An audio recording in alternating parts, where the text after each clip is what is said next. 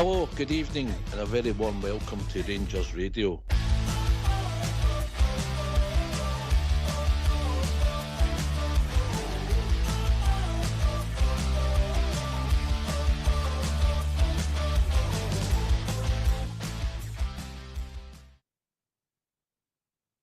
Well, hello, good evening, welcome to Rangers Radio. Join myself, Foxchair, on the show this evening. There's GB in Port Bear. Evening, boys. Good evening, Oxshire. Good evening, Port Bear. The dawn of Rangers Radio and the Davide of Rangers Radio tonight. Aye, it's been all good, mate. Hope you're well, boys.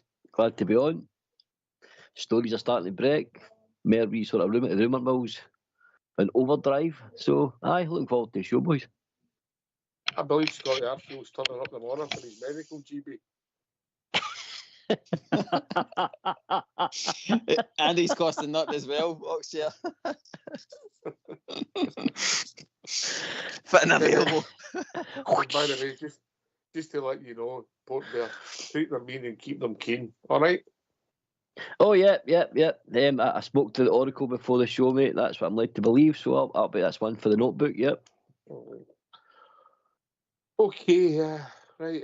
Again, last night, it seems like a bit of a sideshow. Wasn't it the greatest fair you've ever watched, if you're honest? A bit like a pre-season friendly at times. But there was a couple of highlights in it for us. The first and the third goal, mate. Port Bear. Aye. You can clearly see, mate, that the boys have got their flip-flops on and the suntan lotion is packed, mate. You can definitely see that's the case. But when it came to times that it mattered last night, it just seemed to be we had that extra gear to go into if it was needed, mate. And aye, like you touched on it, the first goal and the third goal, which you'll get to. Aye, outstanding. Some of the play with some of the guys, aye, outstanding, mate. It was pretty much a non-event, GB, and then they were up the park for maybe the first or second time. The Tavernier and Diamandi contrived to lose the ball, and they broke away, and somebody didn't quite kick it, and then Raskin and Balogun failed to clear it, and the ball broke to the boy, and it looked as if he was going to score. And Butler made a good save, put it for a corner, and then the corner come in, and we lost a goal in our own 6-yard box. Young Riggerman's at the front. I think Suter's got to do better. Tav's got a wee bit in no man's land. Butland, I don't know what he was doing, and we're one done, mate, and I'm scratching my head. But we hadn't played brilliant, but I'm still scratching my head. GB. Aye, Ox, it was like playing the highlights reel again of this season, wasn't it? With that goal, it's just typical us. Looked as though we're a wee bit in control, weren't really pushing it too much, and the next minute a team like Dundee United gets one sniff, and 3 of our players are not switched on, and it goes in the back of the net, and it's a weak goal again, Ox. It's just something that we need to eradicate for next season. Whoever does come in has got to get this defence sorted out, the goalkeeping situation sorted out. It just needs to be much more tighter, Ox, and better understandings with the players. It just seems to be an every week occurrence with them. Sometimes that they just seem to switch off, or somebody's not doing their job, and then somebody else kind of panics. But no, poor goal to have again. But as Port says, we did show the class, and that's been the annoying thing throughout the full season, that we do know that there's a team in there, and we do know the team is at a higher calibre than mates to the rest of the league, Ox. So it's just disappointing, like I says, that we didn't show Mary what we seen last night. Well, I will say, Port, for a Dundee United point of view, it was a decent delivery, mate, at any level, wasn't it? Aye, he's whipped it into the front post. It's obviously something they've worked on. And it's been a weakness. If we're really honest, it's been a weakness, set plays, for us pretty much the whole season. And as I said, it's whipped in, as you said. Shooter's caught under the ball. I think everything that area should be Jack Butland's, mate. See, 6'5", 6'8", with his arms stretched. should he not be clearing everything out of that front post, mate? I think so. I think he should be everything in there. It should be his. When I watched You know him, and I watched it back last night. I've not watched it since. But he's moved away. He's moved backwards, mate. That's what I'm getting at. Yeah, listen. I know goalkeepers. People say you save it with your hands, mate. Yeah, right, most of the time. But if you don't get your feet right and you're not moving the right way, mate, I don't know. His setup's so wrong for me, and I've got to be really honest. I know he's an experienced goalkeeper, but but if you have a look at it, see what you think yourself. His movement's so all wrong, and for me, when you're coaching young goalkeepers in that part, it's all about the movement of the feet. Because if you don't get that right, you can't make it save. No, because you're off balance. You're off balance. And that's what I'm saying. See it's 6, as I said, mate, 6'5", 6'9", fully stretched out with his arms. I'm expecting a big goalkeeper like that, mate, to come and command his box and clear absolutely everything. See if he hurts his own players and them in the way, mate. Because let's be honest, if keepers come out and taking everything, mate, very rarely do they get fouls against them. Because it's they're protected. But if they're taking everything out, you're in his road. It's tough titty on yourself. You know what I mean? So I've been clattered by a few goalkeepers my time in the exact same situations where they've come out and they're wanting to clear absolutely everything. And this is my own goalkeeper, by the way, and he's took me and done my shoulder or done my back, knees and everything.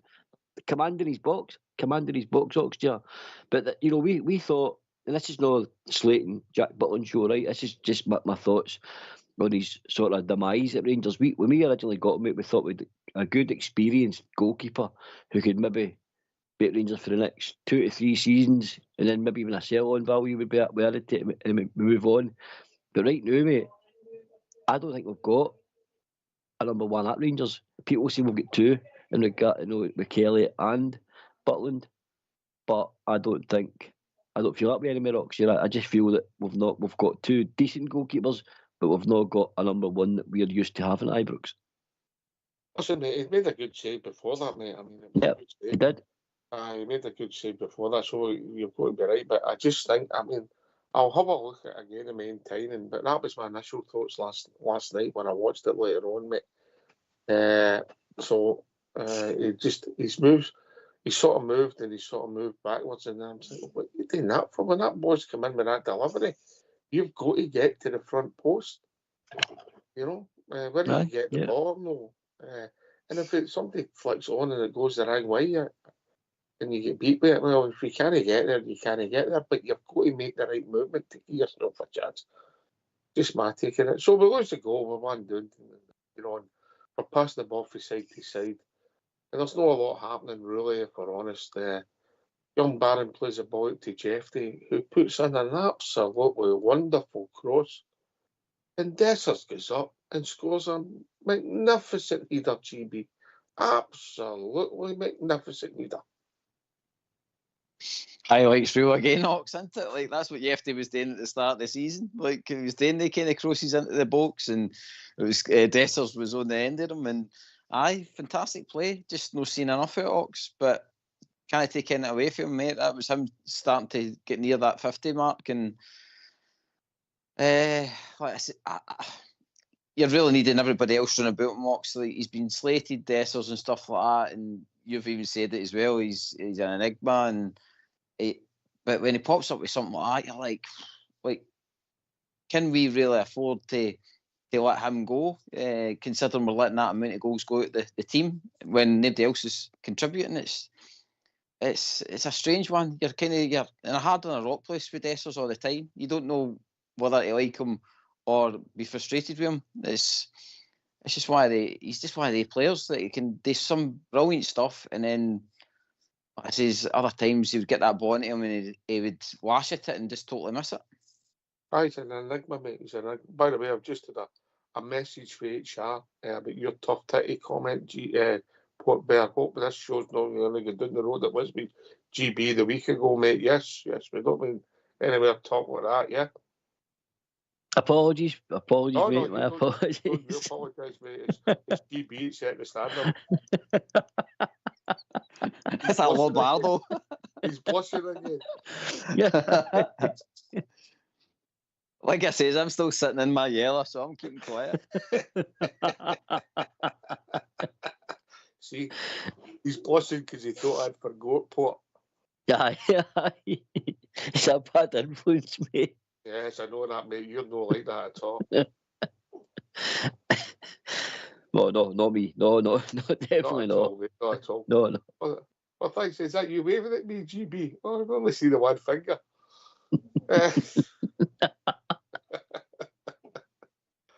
Anyway, good goal, good header. At any level, any match, it was a good goal, Port, wasn't it? Aye, we got to see the Yefty, as GB touched on. We got to see Yefty the early part of the season when he was getting forward and deliveries were as good as that, mate. You know, a lot of people were sort of feeling that maybe the Barry Ferguson experiment was having an effect on young Yefty because obviously Barry's made a sort of an aggressive,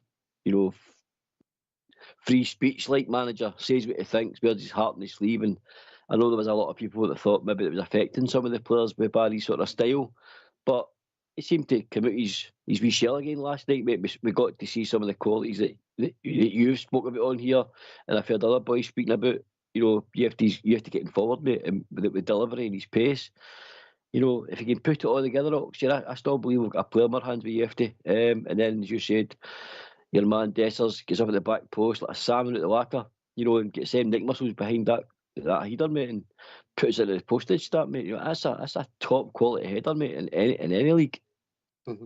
In a big game, mate. In a big game, that goal would be looked at fondly, mate, because it was an excellent goal. Yeah. Excellent goal. Yeah. Listen, that's what I want for Jeffy. I think he's been trying to run inside too much, and maybe I don't know if that's under instruction or the boy's lost a bit of confidence. I'm not saying he's the greatest player I've ever seen, but when I seen him with that left foot and that pace, and he's also got some leap it, and if you start getting switched on defensively, you're potentially, and I say the word potentially, get an asset on your hand, Porter. I totally agree, mate. I totally agree. The inverted runs for me, sometimes you run into like an alley, feel like a danger. Just run into players. It's all right doing it noon again. But I always think with the pace he's got, he should be looking to get around that, round the outside at times. Well, I'll ask you this, mate. Right, if you were playing left half, right? Yeah? Well, left half, right? And you've got a flying machine or a guy who can run past you with that pace. Do you want him running in beside you, or do you want him going out with the grass in and keeping it simple? What would you want? Oh, no, I want him inside me. I don't want him getting around me. I don't want him getting outside. Is that what you mean? Aye, if you've got the ball, what do you want him? You want him to go over the space? There's nobody on the Yes, aye. Yeah. That's what I'm saying. Yeah. If I'm spreading that ball to him, mate, sorry, I want him to on the outside. Definitely. Every time, mate. Because he's got that. He's got pace to burn, and he's got decent delivery, mate. With that left foot, use what you've got. Yeah, 100%. Because I keep saying it on here, GB, it's a simple game. It's a simple game. Use what you've got. Aye. Great goal. Good moment. So, 1-1 at half time. Yeah, it wasn't a great watch. GB, I just couldn't understand. They had something to play for it. Never showed any ambition at all, did they? Well, ambition they showed Ox was fouling. I mean, that boy, it was chopping folk and stuff like that. Like that one, I think it was on Iggerman. Like they put him out of the game as well. No, I again, Ox, the Scottish football, I don't understand. Even at this time of the season, Ox, right? Your players, your professional players, you want to put yourself against the best and stuff like that. And I just don't get it why they want to sit in and have a boring game of football. Why would they not just want to try and show their own quality in a game? They totally waste the spectacle at Ox because, like you say, that first probably about 15-20 minutes after the first half, it was all like kind of past football. I mean, there wasn't much really happening, and I just don't know. Like, if you're exactly down to the opposition manager that he's just trying to keep it tight, I don't know. But it's no.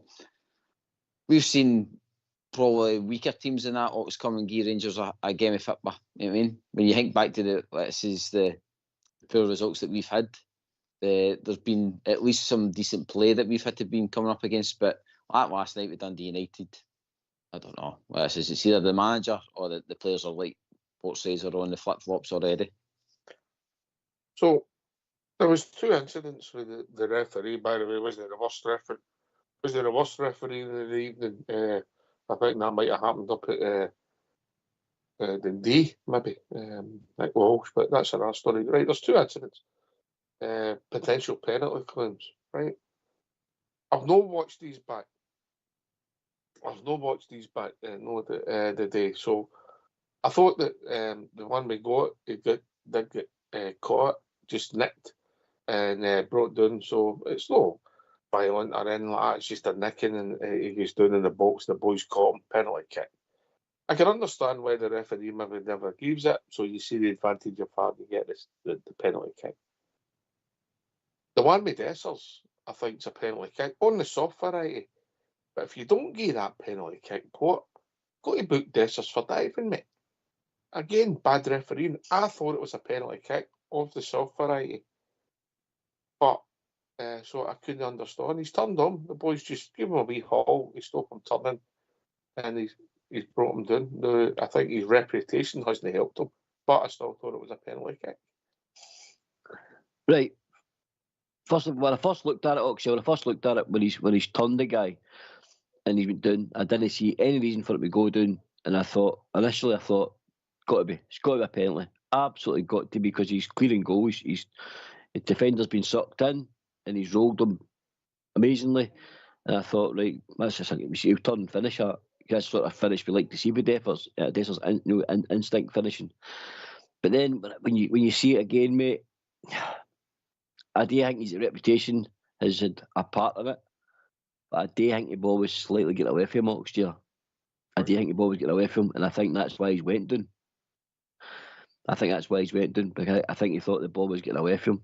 So, but I understand what you're saying. You know, I've seen him given, and it would have been soft to get it, but I don't know, mate. I'm going to give the ref a benefit of the doubt on this one by saying that I think the ball was slightly getting away from Dessers. Fair comment, mate. I'll have a look, mate. And see if I can pick that up, mate.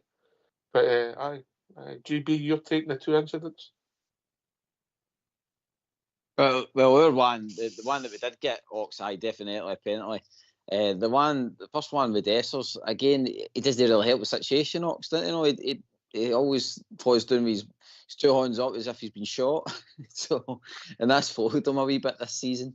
So I get why he wasn't getting it, but again, like you say, letter of the law, you're having a word with him about his plagiarism and stuff like that. So for me, with my tinted glasses on, if he just kind of kept with the player and rolled with him, then you'd probably say it's a penalty. But again, Dessers doesn't help himself with it, mate.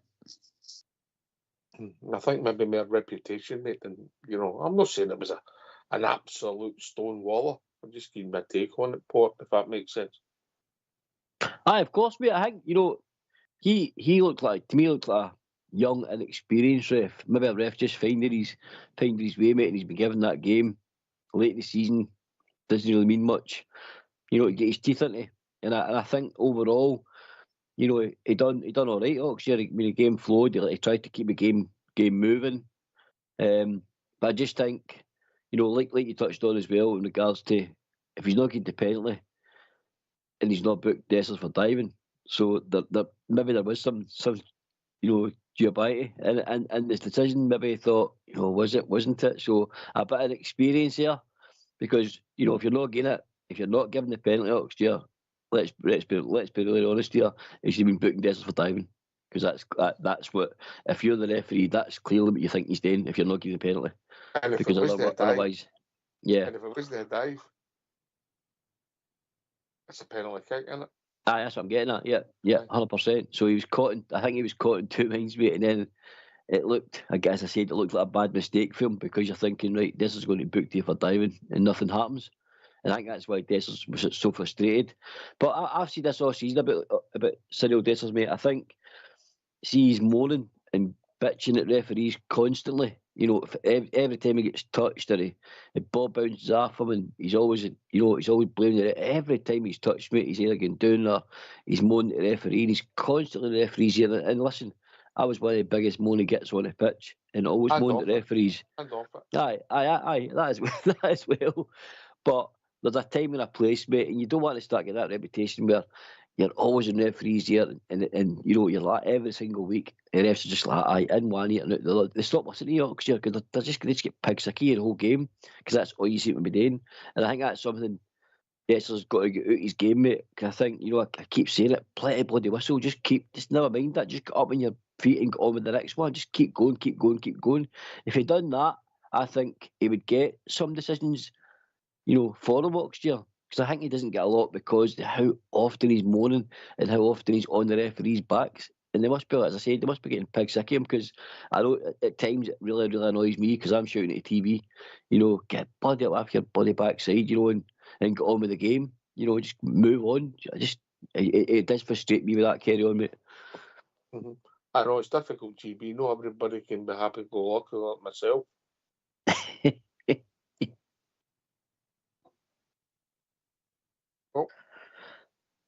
I'm here.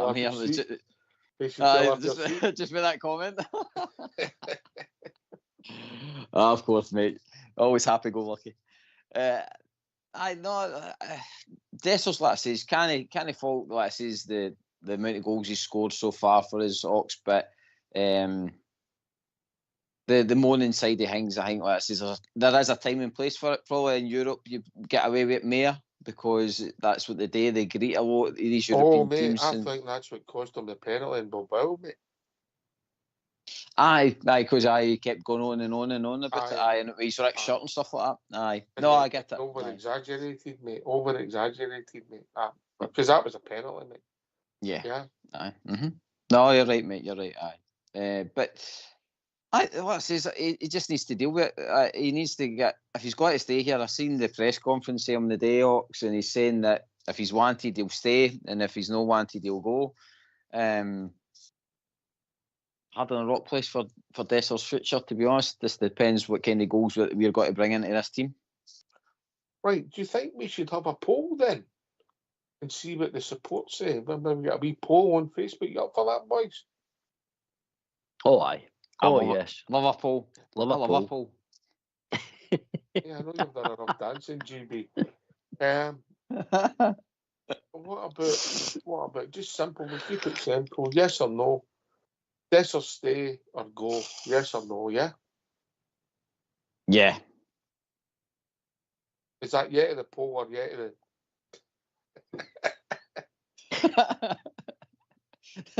No, I'm not getting it. No, I'm not going to say anything else.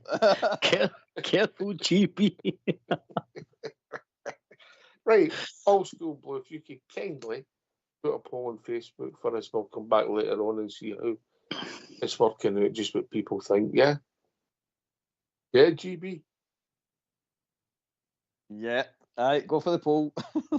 Right, we'll have a poll.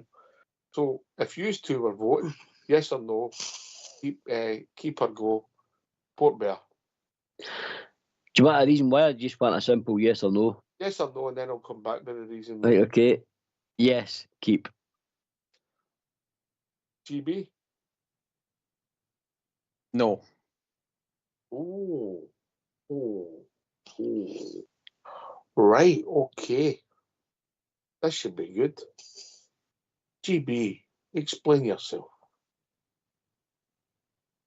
I thank him for his goals, Ox, and like I says, which been a kind of turbulent time for Dessers when he's came into the club with changing managers and all the rest of it. But I definitely do think we need fresh ideas up front going forward into this new season. We need a kind of, I would say, a Seema or something like that, somebody like that up front for us that has a bit of magic and is more consistent. That's what I'll go with. And especially if you're going to be a starting number 9 for Rangers. That's why he's a no for me. No swayed me, but I'll come back to you. You expand your argument, mate. Pretty weak, if I'm honest. Come on. Must try harder. You're used to that in the report card. Come on, better than that. Well, I didn't want to take over because of my negativity last week. You know what I mean? I wanted to ease up. You know what I mean? I'm easing in this week. Listen, everybody, you're entitled to your opinion. That's a starter for 10. We'll come to the main course in a minute. Right, aye, that's it. Chew on that, mate. Yeah. For keeping them. My reason for keeping, I think, apart from the obvious 50 goals in the time he's been here, I think, GB, you touched on it earlier on, mate, to take them goals out the team when we're trying to build something. You know, I'm not saying he's going to be starting every week, but I think the character he has around the dressing room, I think the character is a man. You know, he gets playing for our club. He seems to love playing for our club. He's a character. It's a man. I actually like the man. You know, does he frustrate the life at me at times? He does. But I think of the goals he scored in a Rangers team that's been poor over the last 2 seasons. So, you know, and he's managed to get, I think it was 26, they said last night. That's him with 26 or 50 in total, 26 for the season. You know, it's a lot of goals to take out the team. So I'm going to go for a yes, and I think it's because I said the character, the man, and in a better side, and a better team, for me, scores another 10 in Tapper, what he's got this year. And a team that's free-flowing, and a team that's settled, structured properly, you know, and who's to say he can't give us another 20-30% under a new regime, a new manager that absolutely buys into what Dessers is all about. And like I say, worst case scenario, he's your second choice striker.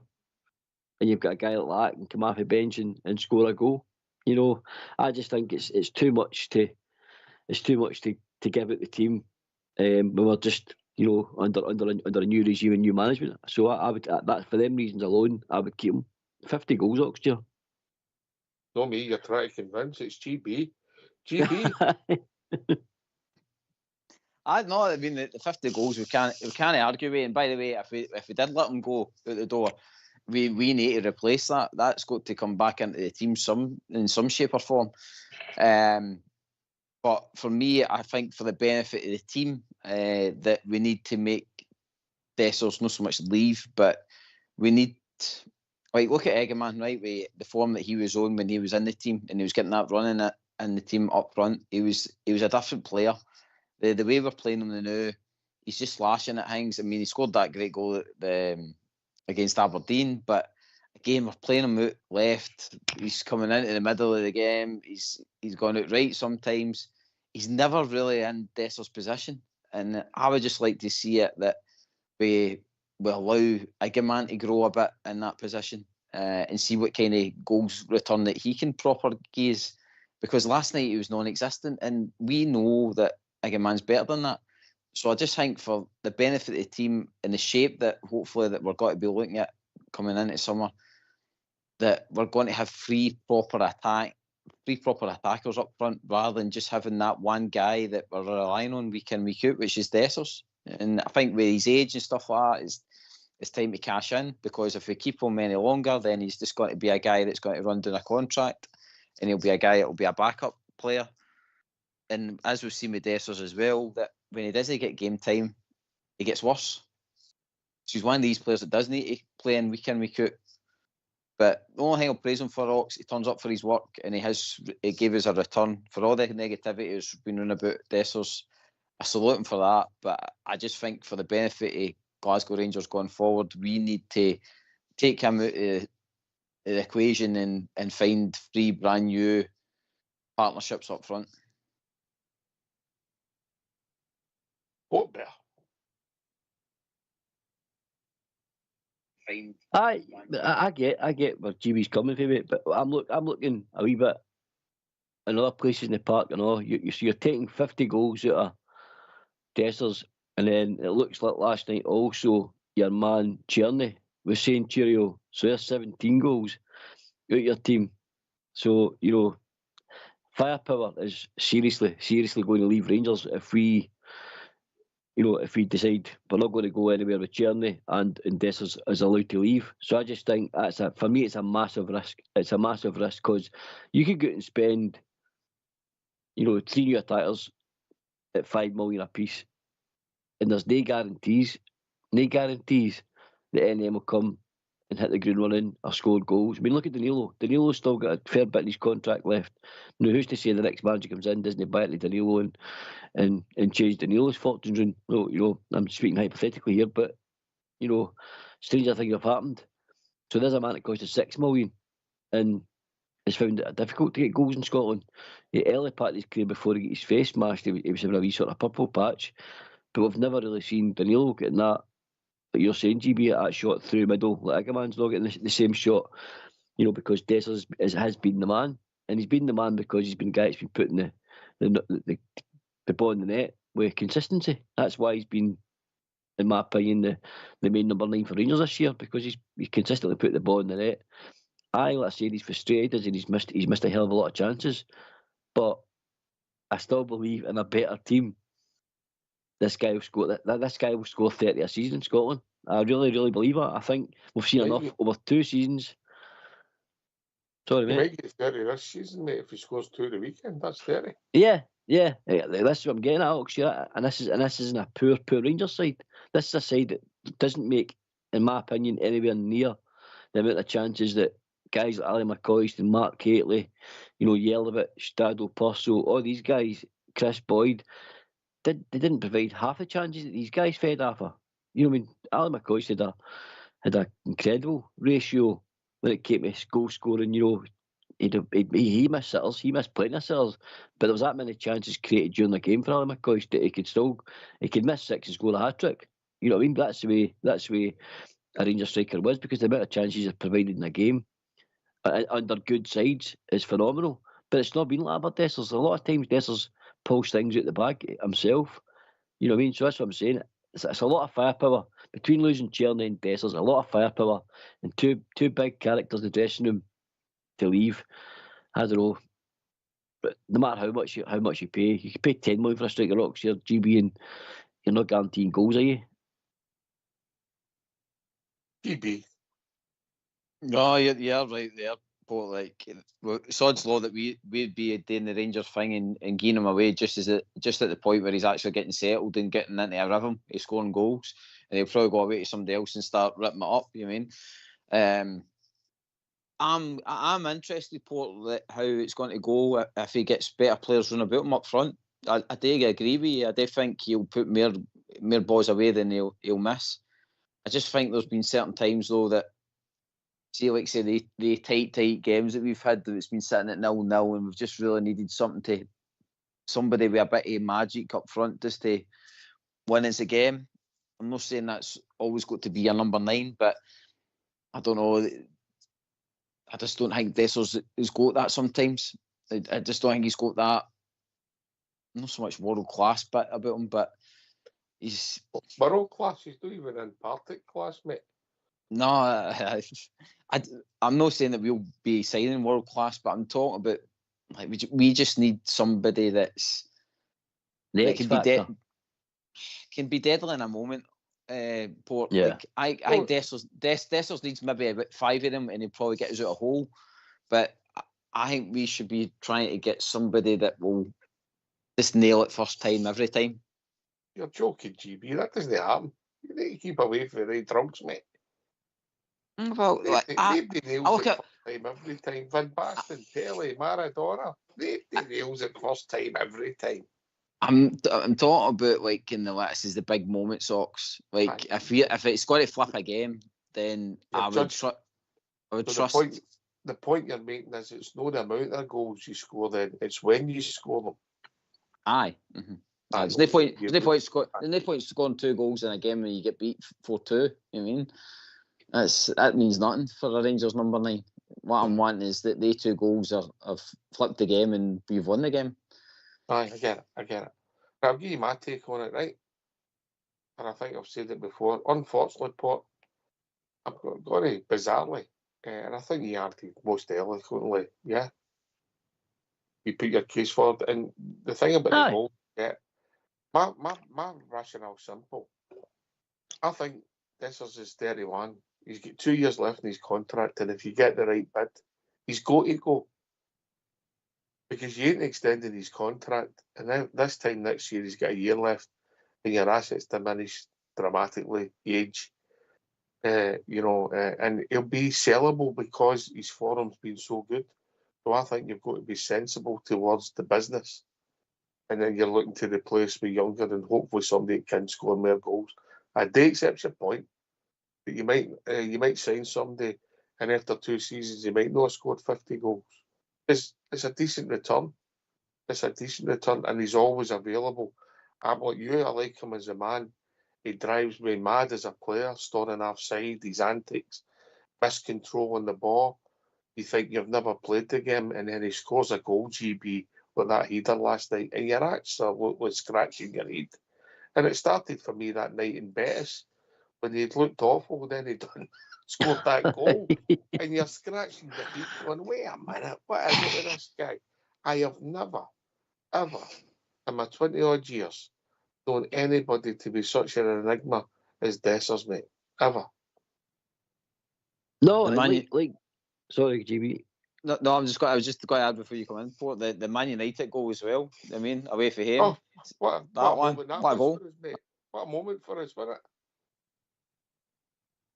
Just brilliant, just class. That's again, and see if he could just switch that switch, and that was there probably 50% of the time, Ox. Then you'd be signing Dessers on a long-term contract. You know what I mean, just to keep him at the club, because, like he says, there'll be other suitors out there desperate for the kind of goals in your squad. But for me, see when he's been linked with the move away, Ox. Look at where he's been linked to. He's been linked to the MLS and stuff like that. He's not really been linked to, like, doing in the Championship or anything like that, or doing the Premier League or across to Spain, Italy.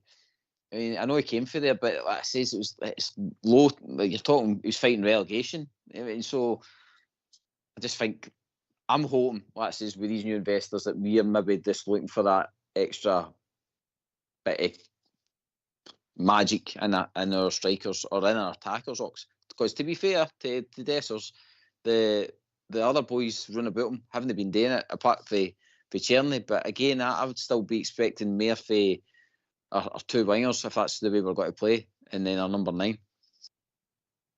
Well, that's my rationale, mate. I don't disagree with a lot of your sentiment, but that's my only rationale. He's done my nothing. But if I look at his performance against Fenerbahce away, you're like, outstanding, mate. Outstanding. He gets 2 goals chopped half, marginal, and I didn't blame him for that. It was just the way the game went, and he was unlucky. Other times he's standing yards offside, putting the ball in the net, and you're like, what are you doing? I've never known anybody like him, Paul, honestly. No, these are the things I think, Oxdear, that as you said, drive you absolutely bonkers. There's no problem there. There's not been a Rangers player I've probably shouting balled at TV more than this season and last season because of him. And it's been some for good things, like Gary touched on, Batiste and Man United, Fenerbahce nights as well. You know, these are the things you're going, 1 minute he doesn't look like he can trap a bag of spuds, and then next minute he does a Man United or a Batiste moment. You're like, what's going on? What's in this guy's head? But the other thing I like about him as well, mate, is the character of the man as well. For all the hammers he gets on social media and the press, for the stands, like GB touched on, he shows up for his work, and it never seems to affect him. The guy's got such a positive, sort of can-do attitude. Like, I think he's infectious, mate. I think he having that about the dressing room for me is important and all, mate, especially if we're going to have an influx of players that are new to the club, etc. But I do accept strike with irons hot. Ryan Kent, Alfredo Morelos, if there's lessons to be learned, I think that's we should have done back with them. We should have struck with them as hot and sold them for a nice profit. And I think, I get that. This is what I understand the business side of Oxdear, and I get why you're saying, if there's an offer, everybody's got a price at Ibrox, Oxdear. Let's be really, really honest. Everybody at Ibrox right now has got a price. Even Nico Raskin, the main man in my opinion. So I will accept that if a right offer comes in for any club, he will be sold, but it'll be mostly because he's age, in my opinion. Because you'll get the move because in figures terms he's scored goals. So anybody looking to get goals in their team, he's worth a punt next year. He's definitely worth a punt. And if we're looking to bring the age group down again in our squad, and throw a man the number 9 shirt and say, like GB touched on, right, wee man, on you go. It's yours to go now. So I do accept that, mate. I do accept it if there's a figure and a price matched with Dessers' value, it'll be gone, mate. I accept that. I get it, mate. I get it. Everybody's got his price. I'll be interested to see how the poll's gone. Old School Bureaus let us know. But interesting. So back to the game. That was all about that penalty decision. And then we score a goal, mate. One of the finest team goals I've seen at Ibrox since James Tavernier's against Gassatallaray, if you remember that goal. Diamondi and Tav get the ball down in the centre, right back position. There's a couple of passes. They get it clear. It goes to John Suter, who makes a pass up to Czerny. And if you watch the desire of Nico Raskin, who, mate, what an engine. And I'll go to GB first, but Port, you must appreciate it. The running and the desire to do that, mate, and to keep going and show that the right attitude. So Czerny sort of runs with the ball, which is good. It sort of glides. Nico makes a run and he plays the pass perfectly and he batters the ball into the goal. It was an excellent goal, and once again a shame it was in that game because it was a joy, mate, an absolute joy, and credit to everybody involved because it was an excellent move. GB then Port. Yep, Box well summarised. And when you're watching the goal back for the goal, you can see Neil McCann in the background and he's screaming. He's screaming for Czerny to make that pass perfect because he knows that Raskin's running in. And who knew that John Suter could hit a ball like that to Czerny and all? That was a perfectly rated pass to him and all. So Ajax, this is the frustrating bit about our team this season, and you wonder why we've not been able to turn that switch on like we did for that goal more consistently this season, because it just shows you how quickly we can destroy a team with a goal like that. We've needed more goals for our midfield, and that's been badly lacking. We've probably criticised the front three a wee bit tonight, but the midfield as well, really they need to start chipping in with goals and all, and hopefully Raskin's starting to get the bug for that, because he's actually done no too bad the second part of this season. I think his goal tally's actually climbed a bit, which is good, but we're just needing more. We're needing Diamandis to chip in, as much as he contributed to that goal as well last night. We're just needing, let's say, more goals for midfield, and when you're getting goals like that, then bring it on. Yeah. Raskin scored all sorts of goals now, headers and shots like that, mate. Yeah, and it was a great goal, Port, and you know what I'm talking about with Raskin. It's easy not to make that run, isn't it? Oh, aye, because when you're sitting, and let's touch on the sort of discussion Barry Ferguson had during the week as well, and the wee argument had with Nico, when Nico's saying to him, I want to play number 6, I want to sit, and Barry's saying, you're better than that. You're better than a number 6. You've got attributes, you've got an engine, you've got, he's got a clear eye for goal. As you said, mate, he's got that leap. It's a very, having that I call it the ghost, mate. He's for a wee guy of diminutive stature, he goes into the box at corners and set pieces, and he's got no damn right to get to some of the headers that he gets to, but he seems to be able to pick up space, mate, which is all about his game awareness. He finds pockets of space where nobody else is looking, and that's a great asset to have, mate, because that's a natural gift. That's not something that's worked on the training ground. That's something that he has a natural gift of, and we've seemed to have stumbled across this, and to make that gut busting run when he did, it'd be easy for him just to sit. just to sit and let Tierney go at that defender. But no, he busts along, mate. He busts along to get beyond Tierney and make that run. And if the pass is excellent, the defender's already get up he goes because Raskin's already on his bike. Defender's caught flat-footed, and he's seen the keeper coming out. Keeper sells his cell, takes his time, and he rifles it into the roof of the net, mate. Absolutely outstanding finish. And I'll tell you, Diamande and Tav don't get enough credit for how it started. Because like I always say, Diamande could play in a phone box, mate. See, when it comes to getting stuck in tight spaces, Diamande could go out a phone box with that ball. Honestly, Oxford, he takes that ball and he looks like he's running into danger. Looks like he's maybe going to get away a corner, and he's got the awareness and he's got the touch and the confidence to hit a 1-2 in the right, deep in the right back area, and there where the move starts. And then John Suter plays a lovely ball outside his left foot into Tierney's path, and then just says Tierney slides Raskin in for a finish, mate. And I tell you, as you said, if that game was in a cup game or a middle of the season when we're maybe pushing for promotion, the championship, mate, that goal's getting spoken about. That's a goal of the season contender for me, mate. And I'm not just mean the finish, I mean the whole thing. That was a great bit of football and a cracking finish for the wee man. Not enough credit for it, mate. Not enough's been said about it. All right, this will surprise you, mate. The poll no split with Dessers at all. In the league with 79% is Port Mayor and 21% back in GB. I'm not surprised, to be honest, Ox, because the goals is the margin. The margin that's really surprised me, mate. Honestly. I think, again, Ox, when you look at he turns up for his work, he understands the league, he's scoring goals.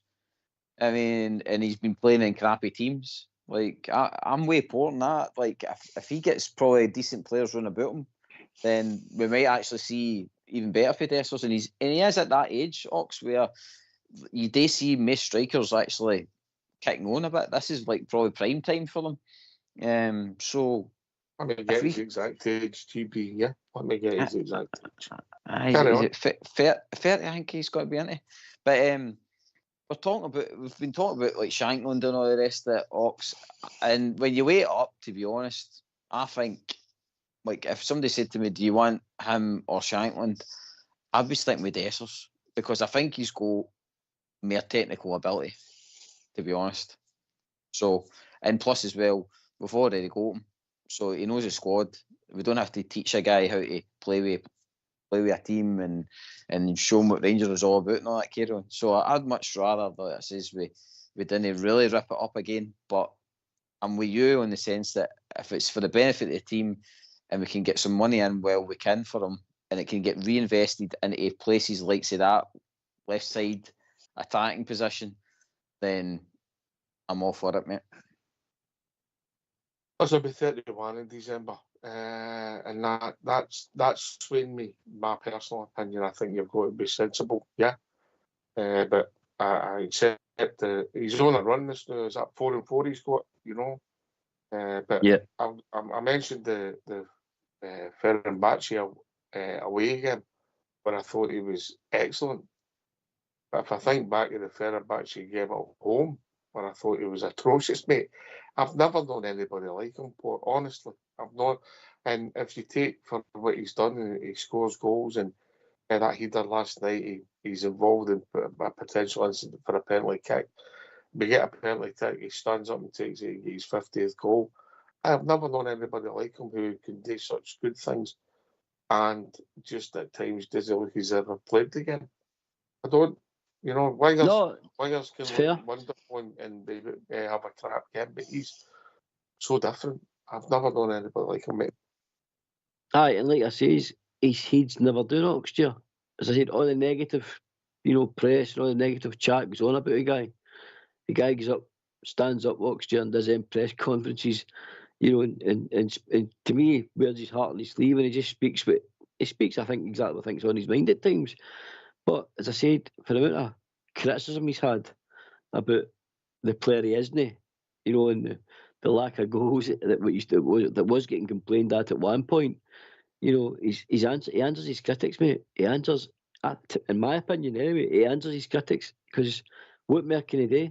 What more can Cyriel Dessers do apart from put the ball in the onion bag? There's very little else he can do. That's what he's paid for. And if you know, it's an old cliche, but people say it's the hardest job in football, is putting the ball in the net. That's the hardest job. So, you know, and he does it. He does it. Now, GB touched on Shankland there. For me, he's quicker than Shankland. You know, for argument's sakes, people will say, you know, Shankland's maybe a better finisher. And maybe he isn't a penalty box striker, but it's the work rate we get off of Dessers as well. The guy starts with a press. The guy leads from the front. We defend from the front. Actually, that's what you're taught as a young man, young boy playing football. We defend for the front. We defend as a team, and that starts the press, the counter press, etc. All comes for Cyriel Dessers, mate, because he's chasing and chasing and chasing, and he's always available. And that's I think that's a decent foundation to start any new regime. I've said it before. The spine of the team for me is massively important. I've already put my hat out there and saying that the team should be, in my opinion, should be built on Nico Raskin. I think that's another great foundation for your midfield. I do think we need to find two centre halves and a goalkeeper. But the spine of the team, mate, for me, right now we've got a number 9 and we've got Nico Raskin. I think that's a decent starting off point, mate. Two players that's been in Scotland long enough to understand the game, and he'll be seen as one of the senior members of the group for any new players coming in next year. So, as I said, it's all about, for me, when we're buying new players, it's integrating them into the squad. And I think the big man is a sort of character. He's what about the dressing room as well, because he seems a big welcoming guy. Obviously, we're only going what we see on TV, mate, but he seems the sort of guy that you'd want to play alongside and train with, because he's got an infectious character, if that makes sense, mate. And I think that's important for me. I don't know if I'd want to play with him, mate. You know, imagine trying to play a wall pass with him, mate. You're nothing with it. Aye, it would. You'd probably be shouting a lot, mate, but you get what I mean, don't you? The next game you get your hammer down your shorts, not in your career. Aye, you'd be like, aye. Aye, but these are the things, as I'm saying, it makes you laugh, mate. It makes you laugh, doesn't it? He's just laugh on it. Aye, it makes you laugh, mate. But as I said, he's. I just think where we're at the moment, to me, it's risky. But as I said, I'll fully accept you and GB's business sort of head, where if he has to go for the right price, he has to go, mate. I mean, your assets is his highest when he's done okay in Europe, scored goals, and he's still 30, mate. Yeah. Yeah. If you go next year, he's heading towards 32. He's got a year left in his contract. Your asset is diminished. He might have an even better season. We'll never know, GB. If he doesn't hit the heights again, your assets diminished. But I'm sure there'll be a lot of talk about Cyriel Dessers. I don't know if. But him and Tav would be the most talked about players of the piece in the last 2 seasons, mate, if we're honest, mate. Yeah. Aye. 100%. Again, Tav, I got a massive decision on him as well, mate. There's going to be some massive talking points over the next few. I think with Tav, it's on his court, mate. He's got a year ago his contract. If he wants to take the wages, if he wants to go. Again, it's one of them questions, but mate, do you say, you know, I know we can't force him out the door, but do we shake hands and say to him, look, you're not going to be part next year? Can we shake hands and move on and come to an agreement with a deal for it to move on free? Or will there be clubs, Oxford? Will there be clubs in the Championship, etc., that would take a punt on Tav? Because I think he's still got a lot to offer, mate. I really do. I think he's still got a lot to offer. Maybe not our club, but certainly maybe a Championship club. I think he's still got attributes that would assist any team, mate. I really do. I don't think Tav's. I've not been one of his biggest supporters, but I certainly respect the man. I respect his stats. I respect his goals, assists, etc. And I do think he's got he's got attributes, mate, that would still be wanted at any other club. I do believe that, mate. I do believe that. But I just think it's time for us to shake hands and move on. That's all my opinion. It's my feelings on Tav. I think it's personally, I would want. I keep saying it. I'd build my team with Nico Raskin, offer him extension his contract, and give him the captaincy for next year, mate, to make sure he stays. Particular asset. Raskin's arguably, you know, in a team that's not been great, is arguably the best player in Scotland at the moment, mate. You know, his level of consistency is unbelievable, mate. And you know, it's a fair play. I didn't know he had it in him, mate. The way he's come on in the last few months, mate, and the ground he covers when you watch him is phenomenal. His attitude, he's a team player. He started scoring goals. He's a big asset, mate. I maybe gave him a kiss of death. Up until maybe 6 months ago, I didn't have it in it. Didn't know if he had it in him. No, he done all right when he came into the club, but he really matured, you know. But aye, interesting times, GB, as we keep saying. Aye, and on Raskin, that's a sad time. We're only, again, we're starting to see the player that we all thought we were getting, and it's been probably 2 seasons too late. I mean, we're getting to the point where we probably are going to sell him on or whatever, and we're not going to get any of the benefit of it. And this is what we need to stop. We need to stop this cycle. We need to make sure that we're signing players that are partly ready. But like, look at Raskin. There was times where we thought he was getting sold and shipped out, especially around about Beale time and stuff like that. And like, I just don't think we've got the time now as a squad or a support to wait for another 2 to 3 years for players to keep developing. We need fit and ready players that are going to show up for their work week in, week out. And Raskin is doing that. He's done that most of this season, but unfortunately before that, he's not been at the races. Well, you're only as good as your last game, mate, and your last group of games, and it's months now. He's been consistent most of this year, mate. You know, in a team that's no challenge for any honours.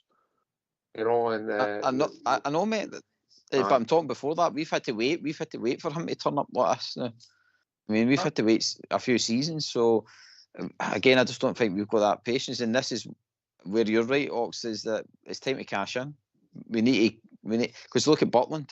Look at Butland's form. We're like, oh God, we might lose him last summer. Well, that'd be a disaster if we lose him. But it's 10 million in the bank, and then the next minute he shows up this season and he's an absolute bomb scare and he's worth 0. So we don't want that happening to Raskin. That's a difficult call about football, isn't it? That's a difficult call, you know. I get it. You know, Butland, forget about his form. My argument with Butland, 2 years into his contract, if you get an offer and then you add in his form, I would let him go as well. You know, age, where he is in his contract, they're not going to extend.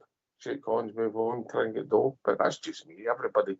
Everybody's got their favourites, and the guys who would ship, as you say, Port, everybody's got their price, isn't they? Aye, you know, and listen, see if I'm going to be brutally honest here, and people's probably going to think, oh no, worst case scenario. Listen, there'll be clubs out there that are their eye on Raskin. As I said, it's my opinion, and I strongly believe it. He's the best midfielder in Scotland next year, and we're already hearing rumours that Aston Villa and Leeds I've got a watchful eye, and rightly so, because he's not just been outstanding in Scotland next year.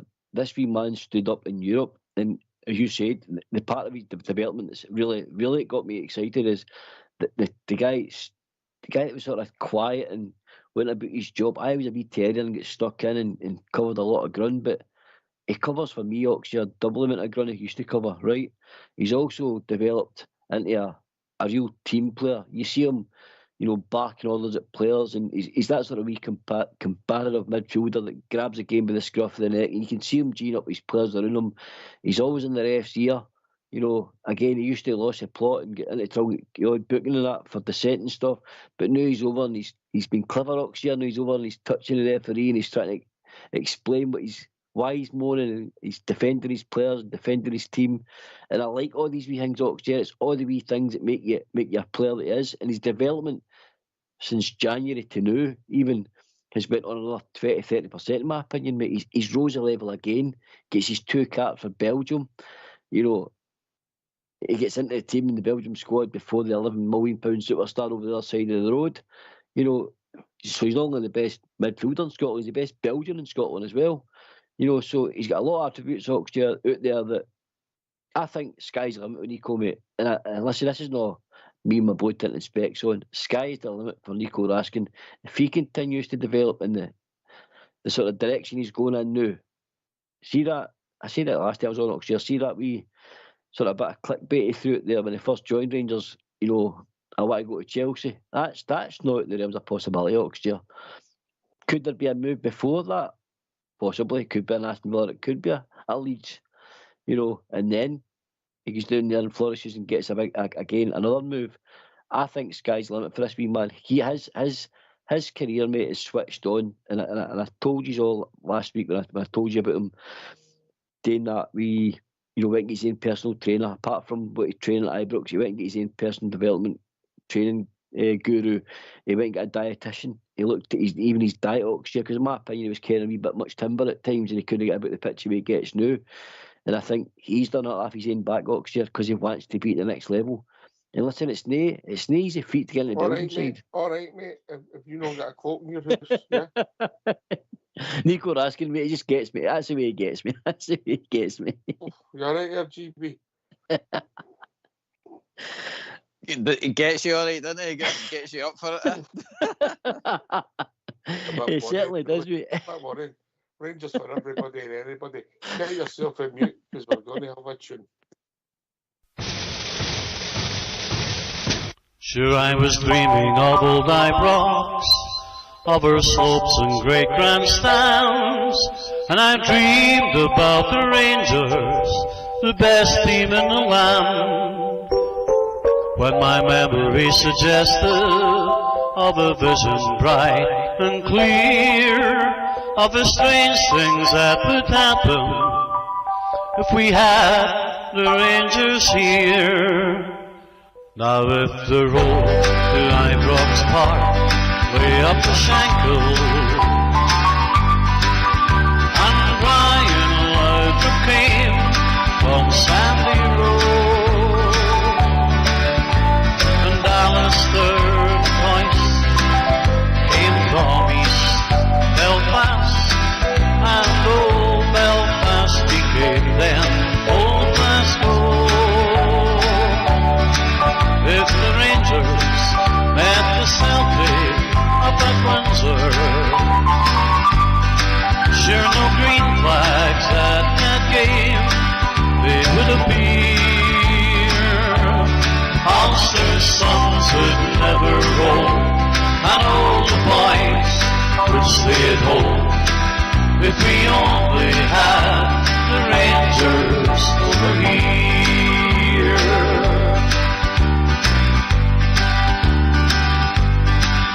I dreamed about her Ulster man who wore the shirt of blue, Bertie Manders and Sam English, Norrie Hamilton, McCandless too. I have dreamed of Whitey MacDonald, who came from Lisburn town, and the greatest Billy Simpson, who never let them down. Now if the road to Ibrox Park way up the Shankill,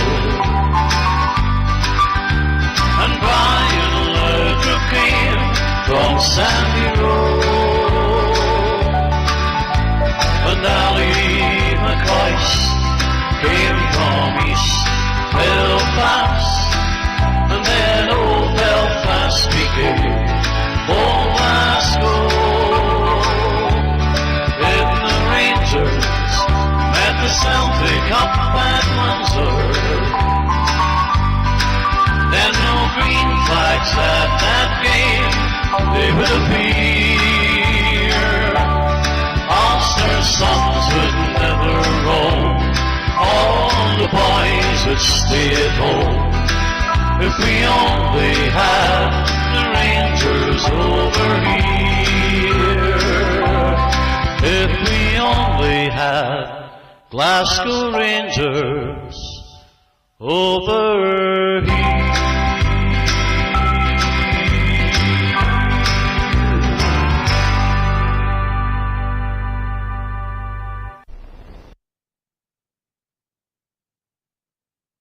Well, thanks for that, Fox. I like that number. Right, you calmed down yet? Port Bear had a cold shower.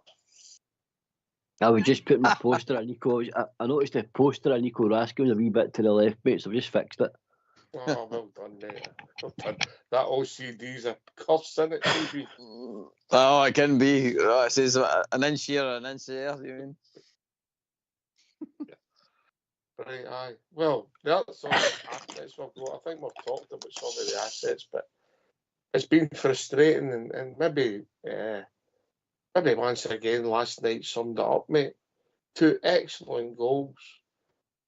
Bad defending to lose a goal, some poor play in between, lethargic, wrong choices, slow, misplaced, no movement, and then you score the goals. So maybe that game last night just summed up the season, GB. It did, Ox. Like it says, that it's definitely Dundee United's goal. I mean, how many of them have we conceded this season? I would say 1 nearly every single game. The goals that we've seen for them, like especially that says that third goal, and you're just like, where's that been all season? Where's that team been? Defeating Celtic, I mean, twice. Where's that been? Rest of the season. Where's the kind of players been up for it? I feel as though they've let themselves down, Ox. I think they could have been a lot better and a lot closer in the title race this season. I don't know what it's been. I don't know what's been happening behind the scenes, why it's been so up and down. Because there's talent there in that squad, and I just think the shape's been changed too much. I know Barry keeps saying about you've got to be flexible as a team, but I just think we've never really had a proper identity since probably Steven Gerrard, to be honest, in a squad. Maybe Gio to a certain extent, because you can kind of see, but since Beale and Clermont and all that, it's just been very like mix and match, and I think the players have been that bamboozled that they don't know whether they're coming and going half the time in the games. I think for me, sometimes if players get a free pass, mate, you know, it's been mental, you know, but it happens a lot. But look, it's the end of the year last night. Obviously, a lot of these players will not see Ibrox again. Well, they might be back. Some of them will definitely not be back as paying customers, but that's another story. But look, Port, the frustrations at times this season has been large, mate. And the criticism we've gave the players on here, and they've had that some of it's been warranted, mate. Some of it always OTT, because it always is, but some of it's been warranted. 100%. Like the GB's touched on, when you think on some of the European performances we've had, outstanding at times, individually and collectively, great performances. The Celtic games, there has been signs this year that we're capable of, this squad's capable of playing on their day, playing, you know, decent opposition and winning Oxford. And that's been the frustrating part for everybody over the last few seasons. And where I'll give the players a wee bit of leeway is, Oxford, I'm a strong believer you reap what you sow. And if you're going to continue to get managers in and then bag them and then go another project and rip that one up, then go another project and rip that one up, and add poor signings into it, poor decision making from top to bottom, as in boardroom level, etc., going down. This is where we're at, Oxford. This is, to me, if we're brutally honest, this came from probably the last 4 managers. You know, projects getting started and ripped up, And this is where we're at. So after Steven Gerrard, when we got to 55, I thought that's when we should have kicked on, and Steven Gerrard should have been backed, and we should have kicked on to the next level, mate. But we didn't. We didn't. We thought we'd done the. We'd stopped the 10. I thought Stevie G was back, mate, because we just announced a £23 million loss, mate. The thing was, we should have cashed in there and then refreshed, yeah. But to do that, you have to be unpopular at times, because arguably our two best players were Morelos and Kent, and you would get rid of them. And after that, we've done nothing. It's tough choices today at the top, mate. It's easy to snooze when you go Joe Bloggs isn't good enough. You know, carry on, Port. Aye, so what I'm saying is, mate, I think, as I said, I'm not giving the players a free pass, Oxford. I'm not giving them a free pass, and I don't want anybody to think that at all. Even the listener, I don't want them thinking I'm giving them a free pass, because they've been culpable. 100% they've been culpable for the way the season's developed over the past two, right? But from decisions from the boardroom level to management, and then management, director of football, scouts, whatever, players that probably should never have been at Ibrox, getting to Ibrox. This has taken us to where we're at the moment. We've went and got out there and found a new, potential owners. A takeover's going to happen in the club, and now, hopefully, we will kick on. And this is, we're going to see under this new regime. We're going to see a different Rangers. We're going to see an organised Rangers. We're going to see, Kevin Thilwell's already in place. There's been rumours about the manager, the new manager, etc. I'm excited about the project. The fact that they're going down. I've got my reasons for it. I know a lot of people are not happy, but I'm very happy. If the guy that they're talking about is going to be the main man. So I can only see positive things ahead Oxford. And as I said, it can't get any worse it's been over the last 4 managers. It cannot get any worse. So sometimes you need to hit rock bottom, Oxford. What I'm saying is, and after you get to rock bottom, there's only one way to go after it, and it's up. And that's all I can see is doing it. But we just have to, as you said before, there's a lot of luck involved.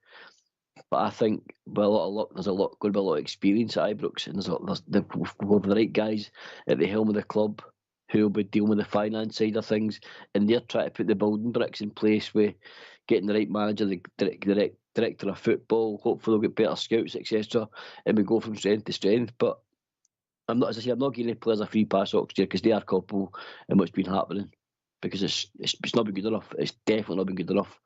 But onwards and upwards, mate. I just think I can only see positive things ahead, and I'm excited by it. GB, don't have social media. It's a curse, isn't it? A curse for what passing things about? Aye. Why did you quote? Right, fire away. It seems you recognise this. What a boy Dessers is. Telling you right now, he's there next season. Might not be number one choice, but I think he stays because his numbers are as an impact player. Recognise that quote? Was that Southside? That was GB. Me? Yes, and you can thank poor Robert for saying Me. That social media is a curse, mate. And then you've got spies everywhere, don't you? You can't get away with it nowadays. By the way, don't thank me. Thank you, Robert, for saying this. You can't get away with nothing on here, can you? No, you can't. No. But by the way, what I say is the night, I'm going on the basis Dessers, what's best for the team going forward. I get it. I'm just pulling your leg a bit, mate. No, I know. I don't know. Way, just letting you know, young Robert shocked you, by the way. I'll take note, mate. Take note when he's back next season. Aye.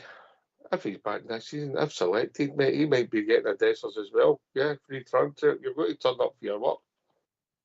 Oh no, I think he's more like a Cortez now, isn't he? the boy that knows return. But keep my roof, I've got, miss. Oh well, do you know the thing is about we're talking about cashing in and stuff like that, Ox? That time with Morelos and Kent. Don't mention cash shoots. I heard last night. I heard you're a rich man again. But the cashing in side of things with Kent and Morelos, do you know something like that time? And hindsight's a great thing, obviously, but like we could have afforded probably to lose one of them. They could have at least cashed in on one of them and just helped back, let's say, Gerrard into that season, because it showed at the start of the season that it wasn't really Morelos that was holding the team together with that 6-point lead. I mean, it was the rest of the squad. So I just think lessons need to be learned, and I do think, sadly, with what we've been linked with, what's been in the betting sites for managers and all the rest of it, Ox, I think we are going to be shocked as a fan base the kind of route that this new owners are going to go down. For people saying it's the modern way and stuff like that you're going to have a coach, but I don't know. I'm quite traditional, and just having a guy turning up, being a coach of players, I don't think works in our league, mate. I just don't think it works. I think you need to understand the league. You need to be more than a coach. You know what I mean? You need to be up for this. Everything against the press, the Scottish League, the refs, the lot of it, mate. You can't just be a guy that's good at talking to players and doing good tactics. I think you need to be more than that. And I think I said it last week, like the 49ers would be wet behind the ears if they're going to be like that, and they're starting to kind of, unfortunately, show it. Business-wise, Wow. In your opinion, mate. In my opinion, business-wise, Ox. Business-wise, what it says, I can't credit it like that. But I think there was a guy in that box last night who's deals with assets up to 8.4 billion. If you think he's an idiot, mate, I'm not saying ears. Wow. I'm saying he's wet behind the ears for Glasgow Rangers, mate. So far, that's my opinion. He might not know who scored the winning goal in the '73 Scottish Cup final, but I think these kind of people have done their homework, or they might not have done it. People have done it for them, but it's going to be interesting, right? We've changed the subject, and we're getting a bit of debate again we used to, because I see one guy in one camp and one guy in another.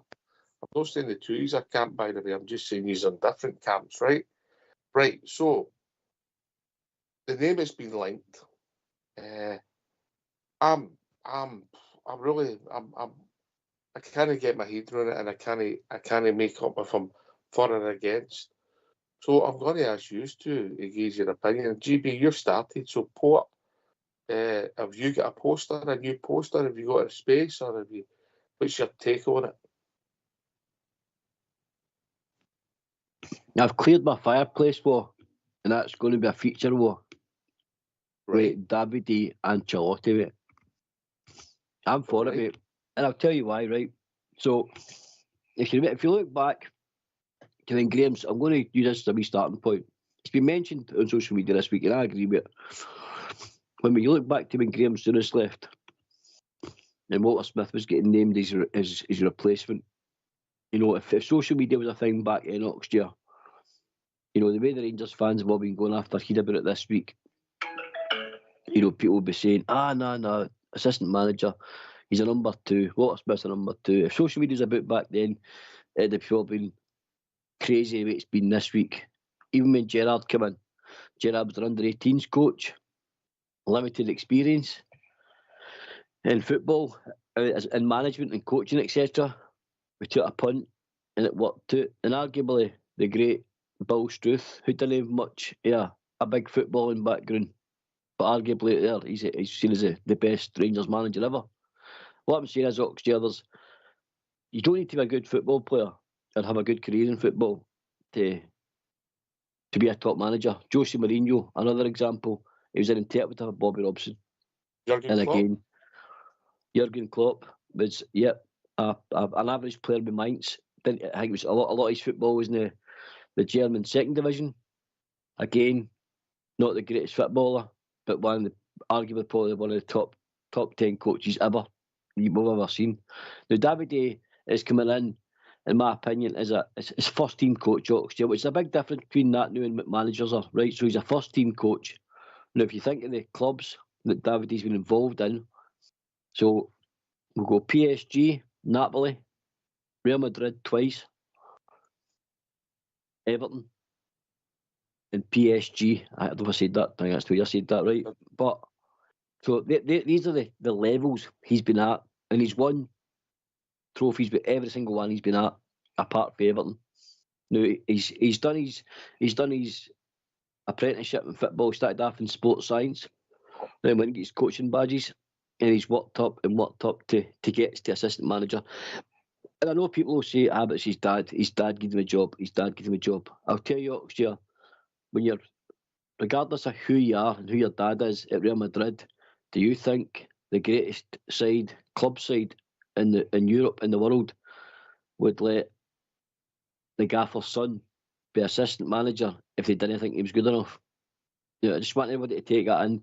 He has coached guys like Mbappe, Vinicius Jr., guys like Casemiro, who's now at Man United. He said the German superstars like Müller, you know, Sané over there as well, PSG, Hakimi. You know, he's all know the players. He's all know the players this guy's been coaching. And if you do your due diligence, I've looked into some of the stuff he's been doing. He's an integral part. He's an integral part of his dad's coaching side. He does make a lot of decisions. And if you look at some of the highlights that has been seen on social media and that this week, he's constantly out there coaching players. He's constantly working with players, Oxford, at that high level. So if people think this guy's inexperienced, yes, he might be inexperienced in your league, and you might, you might all think he's not suited, or he's not going to be this, cold nights up at Ross County, all these wee sort of clickbait cliche sayings that we all say. Don't doubt the guy's quality.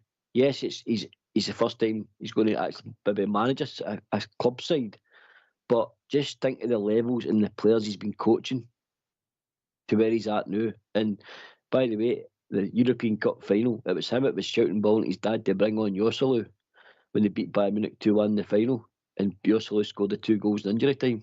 It was him, it was saying to his dad, get him on, because they've been working stuff, they've been working set pieces, etc. during that week.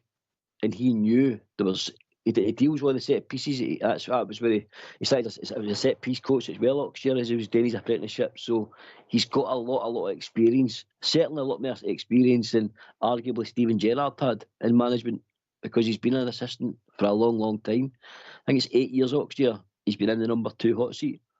You know what I mean? So to me, the guy, how much more apprenticeship does the guy need to do? I think he's the right guy.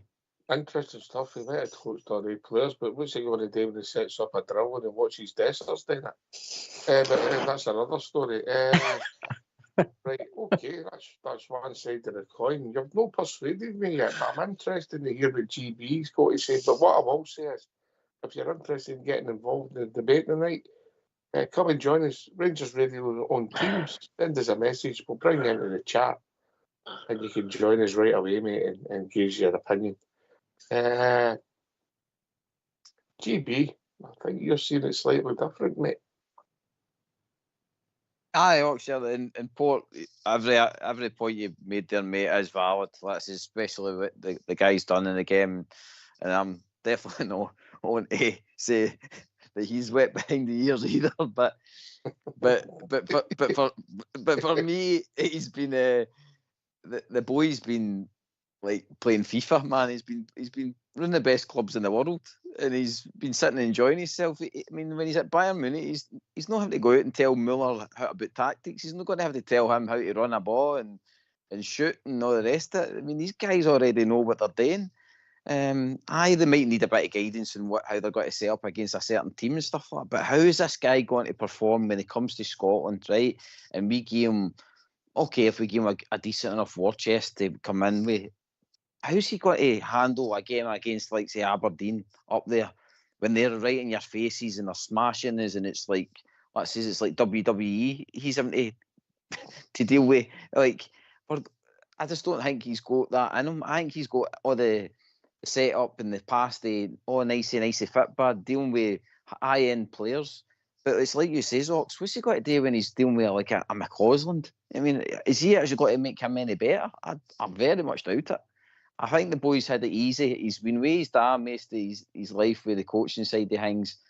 And when we're looking back on previous coaches at our club, like say Beale, Clermont and Gio, they just could not grasp our league. They could grasp the European side of it, and maybe that's what the 49ers are wanting. Maybe they're wanting the Champions League in amongst all that, but they've never been able to grasp our league properly. They've always failed in a night up in Ross County when it's wet and cold, and they can't break down a bank of 5. And this guy, I'll say it now, I'll put my heart in my sleeve where this guy was going to come in and he's not going to be able to grasp the Scottish League. You'll see nice results in probably Europe, but I don't think he's got to grasp the league, and it'll just go down the same old route. I think we need somebody that's got a bit of hardiness about him, i.e., like say Gerrard, he got to grips, he knew what the British kind of leagues were like. We're talking about like Sean Dyson and all that rest of it. We're needing a hardy manager. We're needing to start getting silverware back in the cabinet. Then we can look for the nice, flashy manager that can play nice European football. But I think we need to get back to basics first. I think when we're going for a 35-year-old guy that's never been never been a manager, and who's worked with tap players like say what I says Muller and all the rest of it, then like I says it'll be interesting to see how he's able to coach the like say a John Suter at the back and what do you call him, Butland and goal and all that, carry on doing what they're doing in set pieces. Listen, I think that to play against the 2Us here, I think it doesn't matter who the manager is if you've not got the basic tools, and the basic tools for them is the right players and the right squad. Yeah, and obviously that's down to recruitment. So I think it doesn't matter who we bring in, he's going to need the right support with the right people. And you're right, GB, you've got to have the minerals to go to these gruns and win. And have the attitude to do it. So then that comes down to recruitment, because if we're accepting there's going to be a major overhaul, you've got to get the right people in to support the manager and give me tools. Interesting that the two you see it in opposites. When I heard it initially, I was in your camp, GB. I'm like, no way. And by the way, Portmore, I do think he's got the job because he's there. Because that's what it looks like. Yeah. Right. But it's not the first time that's happened to people in life. But how good he is, I don't know, mate. And then I started flicking the other way, Portmore, because I'm thinking, right, who's put this together? What have they went to offer him to say that he's going to come? Yeah. And I'm thinking, they've made him so. If this is true, because it's still pure speculation. Yeah, 100%. And if it is true, what promises and what guarantees have been made to the guy for him to come in? And I'm thinking. Then I went the other way, as I said. I've said it on the show already, and I've been flicking back and forward, and I've not get too excited about it. And then I thought, this could be major. Then I'm saying, it's not going to happen. Then I'm saying, I don't think it should happen. I'm really conflicted, Paul, honestly. I understand, Oxdear. I understand, I've seen lots of, negative, comments and stuff on social media. I've been all over it pretty much since the story broke, and I've seen some people getting behind it. I just think, and I know what people are saying out there, they're all going, come on, it's Real Madrid that he's been coaching at PSG, Napoli, etc. Bayern Munich, he's coached at a top level with players that are all world class. That's easy to coach at, right? And I get it. Of course it is. You're only as good as the tools you've got in your box, Oxdear. And I don't think Ancelotti would have even considered, or even if he is considering the Rangers job, without having some sort of input himself, i.e., what's the budget going to be? What's the level of players I'm going to be able to work with? And I said this before on the show last week when I was on. No way is Rangers not been speaking to Andy over the last month. And I mean, in management terms, there's no way that somebody's not been looking at our squad, Oxdear. Whether Kevin Thilwell's reporting to somebody or somebody they're talking to, or various targets they could be talking to in management, there's got to be back and forward already taking place, Oxdear, to see who's going to be left with, who's going to be sold, etc., etc. And that's why I believe that with Ancelotti coming in, remember, he's going to have a lot of contacts at these clubs as well next year. And by the way, what's up with having your dad as on end of a phone call with a managerial level, and Antonio? Yeah, sorry, Ancelotti dad, right? What's the matter with having him on end of a phone call for those tough games? And he will have tough moments next year. If he's selected, there will be tough moments in his early managerial career at Rangers. Of course there will be, but you're hoping his coaching ability and his philosophy, whatever that may be, and once he starts implementing it and he gets better players into that squad with a current group that's there that he can work with. Listen, the guy's not a novice next year. That he's got a lot more experience than some Rangers managers have had, including Michael Beale, by the way, and we've given them a chance. So why can we not back this guy who comes with decent pedigree and has been at decent clubs? And don't just overlook it because, as I said, he's managed under his dad and got jobs through his dad. I just don't believe next year clubs like Real Madrid and PSG, who are at the top of the tree in European football, would employ a guy just because his dad says so next year. They're too big. They're far too big. Real Madrid wouldn't stand for that. If he didn't think he was good enough, it'd be like, no, Carlo, we're not having your son. We're going to go for this guy. I believe clubs of that stature wouldn't stand for that next year. I just think they're much better and bigger than that to just give him a job just because of who his dad is. And as I said, to be able to rely on that experience. He's part of the team, so I get why he would take him, because obviously managers need people that are trusted. And when they come approaching him, they say, I'm bringing in, I've got my team here, and my team's A, B, and C, and one of them happens to be my son, who's part of my coaching staff, who's developed. If you want me, this is the deal.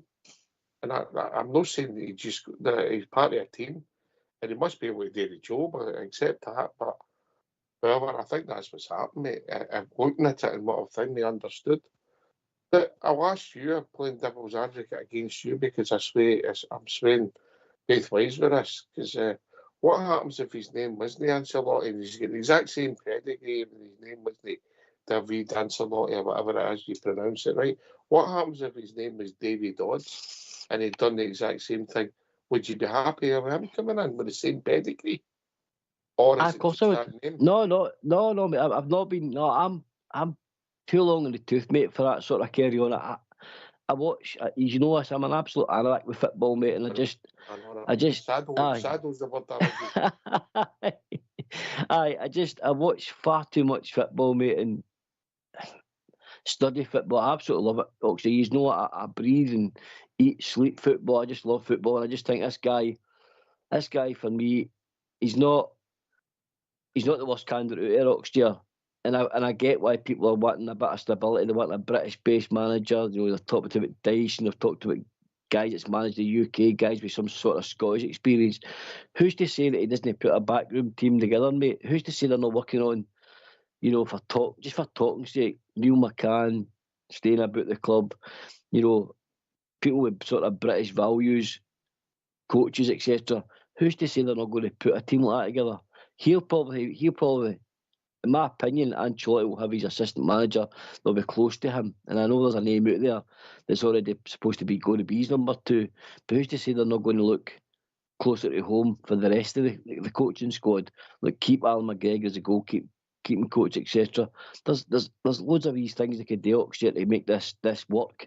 I just think he's been at the sharp end of football next year. And let's be honest, he's won a lot. So he's a winner. He knows what it's like to win. Now, his personal career, if you listen to him, he didn't have a great footballing career next year. He was doing a lot of leagues in Italy. It just didn't work out for him, and that's why he decided to go to sports science and go back to university and study that sort of idea. And then before he went and get his badges, because he wanted to stay in football. So, you know, Oxford, I'm not going to throw water on this right now, because I just think whoever gets a job at Oxford, I'll back 100%. I always will. But I just think this guy's got a wee bit extra, and I don't think that. I don't think. You never answered my David Dodds question. Well, I did. I said to you, it wouldn't matter who it was. It wouldn't matter who it was. Is it the Ancelotti's name? As long as it's still the same pedigree. No, if it's the same pedigree and same sort of experience as this guy's got, then of course I want to see him at Rangers. Of course I do. All right, mate. All right. GB. No, they put up a good argument, Port. You do, mate. I'm just very sceptical of it all because, like, says, look what happened when they went to Everton as well. Like, they broke down a level there. They tried to bring in top players to help the team. They got a kind of wee bounce with it, but as soon as it wasn't really working, they were off. And that's you can't knock back Real Madrid. I get that, but at the end of the day, they didn't rip up trees down in Everton for me. He's, like I says, most of the career's been at top level with dealing with right good pros, players with proper talent as well. He's got this. If this guy comes in, and that's where I agree with you, Ox. If this guy comes in, there's got to be some serious guarantees that he's got to be coaching the same or close to the kind of quality that he's been dealing with throughout his life. He can't be coming in. Are you mental if you think we're going to be We don't need that.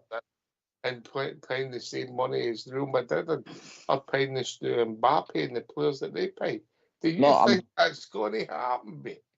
No, to the same wages, but they'll need to have the talent to match what he's able to control. He's not going to be able to come in here, Ox, and start coaching Lyle Cameron.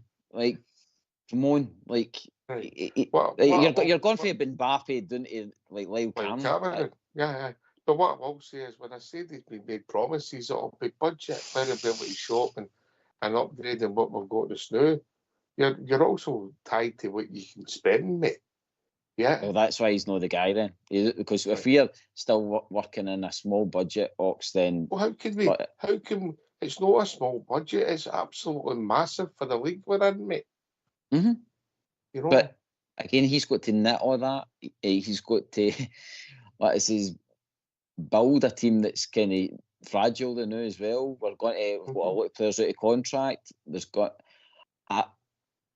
What I'm saying, Ox, is that I think he's got to have some sort of guarantee that he's going to have at least 2 marquee signings out of that. That's going to help him through. What level's the marquee signings in? Could be like guys that are, like I say, on the older side, like maybe your 31, 32s that are going to come in who are good. Here's an example of what you think the marquee signing should be. No, I'm not going to give you because it'll be it's defenders and I've seen their names touted about, but I'm not going to say it because it might be shooting the moon stuff. But all right, shoot for the moon then. Go shoot for the moon. If it was you and you had these 2 guys to sign in, who's going to give us a name? Well, I can't remember his name. It's a boy. He's a French defender, left back. That I think he played with Real Madrid. That's been touted that he's obviously got to come with him. Now, if that's the case, and that's the kind of level that we're getting and we're able to afford, then yes, I'm all in.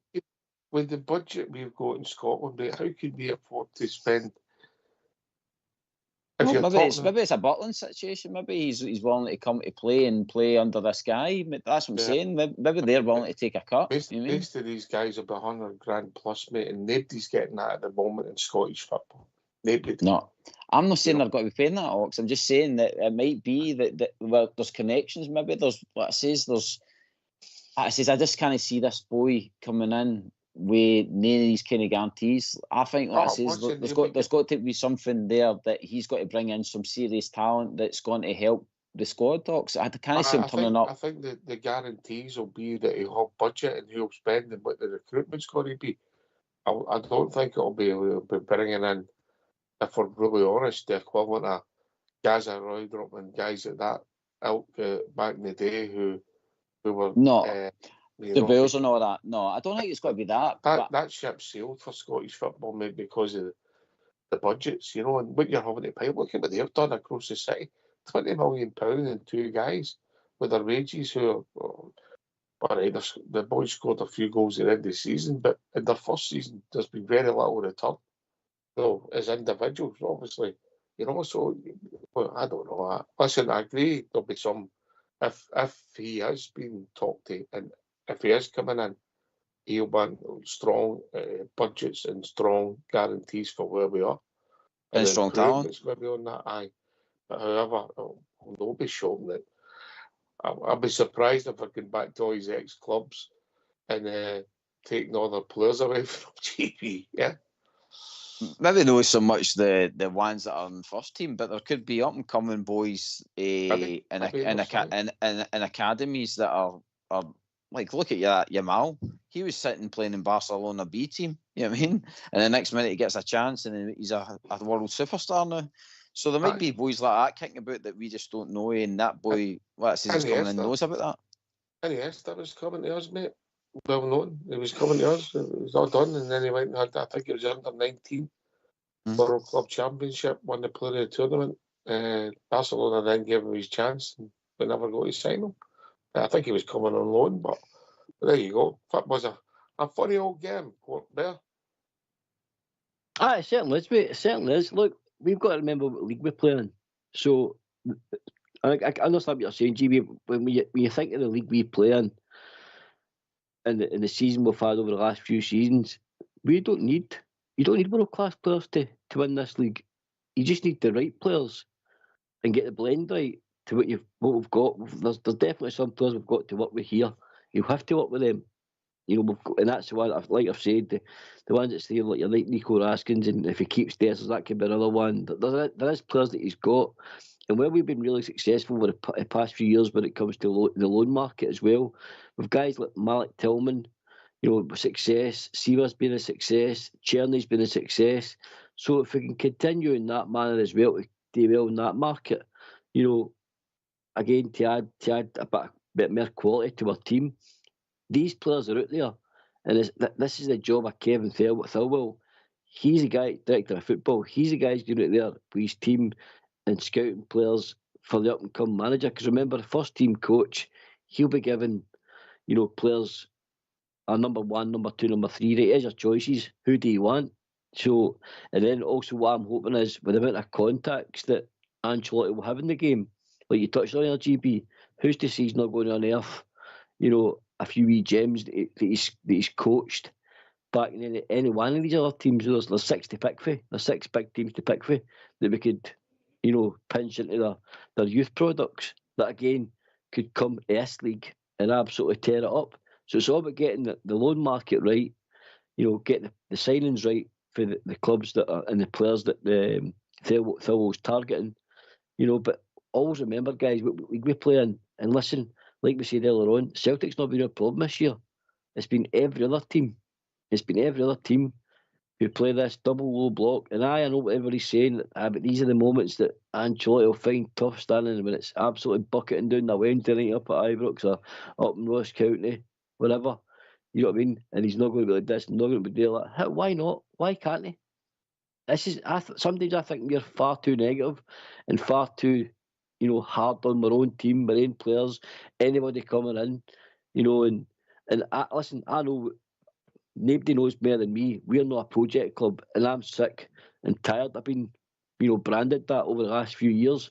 I don't want to be anybody's project either, but I don't want to be negative, and I want to get behind anybody who I think could take us to the next level.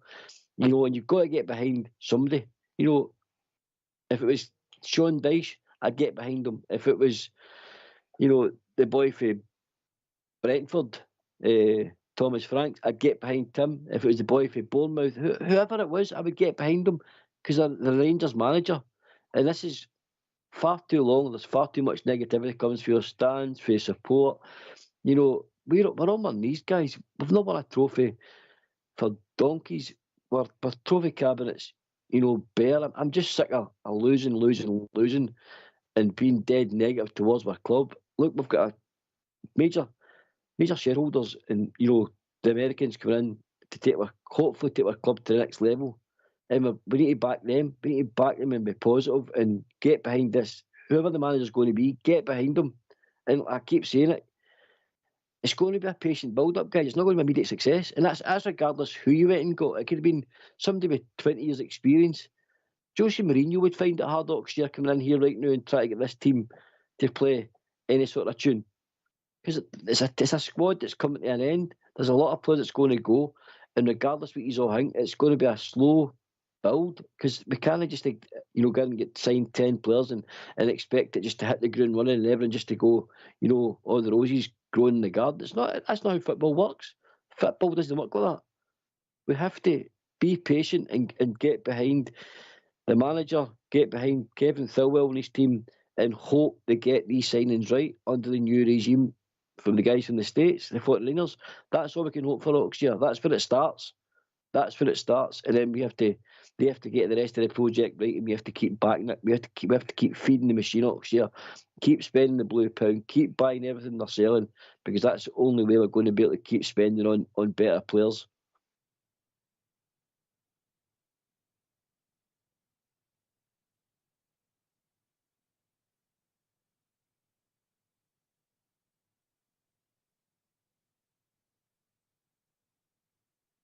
I think I made a grease fly off your seats. No, mate, Mr. Ancelotti was watching again on Sunday, GP, the Disney fancy Shenny. Well, if I want to build a hardy team, then that's the route that I would be going down. Watch that guy on Sunday. Who? Shenny. Oh, aye. Well, aye, we outclassed him, obviously. I mean, he's playing a rubbish team, Ox. You put him in the Rangers, then he'll become a world beater, mate. We're going to have to make appointments for you. You need serious counselling. No, I'm going to wind up. But what it says, at the time, I know you're going to wind up, but you're getting good at it. I don't know with these teaching you. with these boys that says coming in, with Paul, I would love it to be the fairy tale dream that you bring in the ex-Real Madrid coach and he makes us play absolutely outstanding football and we score umpteen amount of goals.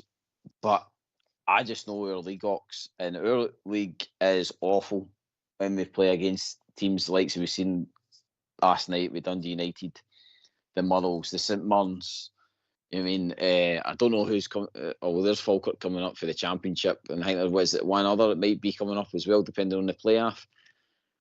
I mean, like Ross County and all that going away to the Egg Runs when you're really needing the 3 points, Ox. I just don't think the glitz and glamour will live up to it. To be honest, leaving nice sunny weather, nice training facilities and all the rest of it, and then you're having to go up to like Dingwall and be in one of their changing rooms and stuff like that. If the boy's got the mentality for it, Ox, and he comes in and I'll eat my heart, but I just don't think these guys are suited to our league, Ox. They'll be really good in Europe. I honestly do think that. I think we'll have another probably great run in the Europa League or something like that. We might do all right in the cups, but as it goes for the league, I think it's just far too much for them. His backroom team is going to be vital for him. If he gets the nod, he's going to have somebody. That's TB. Let's be honest, it's still enough, mate. It's like lightly locks. It's very. I mean, there's like umpteen reports now. I mean, it's quite heavily like leaning towards him, and that's a worry. Like it's only him and maybe another guy for Madrid that's been linked, and you laugh. Well, that's all fair and well, but where's the? And I don't want to say this, the Rangers connection, but where is the kind of British connection? Where's the guy that's going to help him understand that, by the way, you're turning up here and you're going to have 11 men behind the ball and you're going to have to play against us for 90 minutes plus. So now it's over to you, tactician, man, to go and figure this out. I mean, to go and break this down. By the way, better players work it out, mate. That's what's been wrong with some of your players. They can't solve problems. And you know what I mean, Port Bear. Yeah? You might come up against somebody that's quicker than you. You're the winger and you come up against a fullback that's quicker than you, and you've been quicker than everybody else all season. But you still have a good game because you solve a problem. And that's what football's about, eh? Aye, bang on, mate. You know, sometimes you just need to find that. It's like I said earlier on, the Seamas, the Tillmans that come in, you just need a better calibre player that unlocks these, you know, low block defences. That's been our calibre. We've not had that guy We've not had the guy that's got that pace. We've not had the guy that's got that killer pass to unlock these defences. We've certainly not had the system to unlock it either, Oxtear. You know, we've been very pedestrian in our football. Sometimes it's been walking pace. You know, whereas to beat these low blocks, Oxtear, you have to get the ball wide. You have to be 1 touch, 2 touch passing, and constantly turn the ball over, and keep these teams pressed in and hemmed into their own half. If they want to play deep like that, then you just have to be up 30 yards further up the park, and you keep them where they are, Oxtear, and you keep turning the ball over at a fast pace. And as I said, class always shines through in the end. These teams can play like that till you're red in the face, Oxtear. They can, but we've not the answers, and that's not their fault, by the way. That's our fault for not having enough quality in my squad to make these breakthroughs. So, as I say, this is what you're hoping the next level of management that's coming in has done their due diligence when it comes to what league they're coming into, what's needed to be a success in this league. And when you do come up across a Motherwell who have got 10 men, 11 men behind the ball at times, then how do we break that down? What sort of player and what sort of calibre is needed to open that up? That's the beauty about football, Oxtear. These are if you want to be a coach and you want to start out, it's probably one of the most difficult leagues to start out in. But if you crack it, Oxtear, up in Scotland, then who's to say what you can go after that? And I just think, again, I'm trying not to be negative, Oxtear. I don't want to be negative anywhere. I'm sick of being negative, and I just see I'm now starting to see good things coming for Rangers. We've got new investment, we've got new owners coming in.